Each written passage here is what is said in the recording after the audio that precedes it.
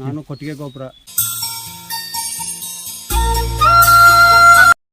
ಗರಿ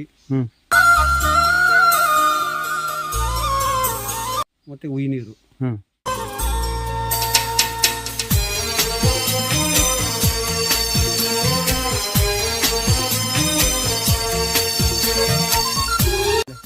ವರ್ಷದಿಂದ ಇದು ನನ್ನ ಅನುಭವ.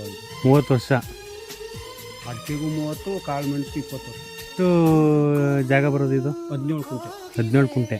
ಅಡಿಕೆ ಎಷ್ಟಿದೆ? ಅಡಿಕೆ ಹಣ 250-300 ಬರ್ತವೆ ಅಣ್ಣ, ಸಣ್ಣ ದೊಡ್ಡ.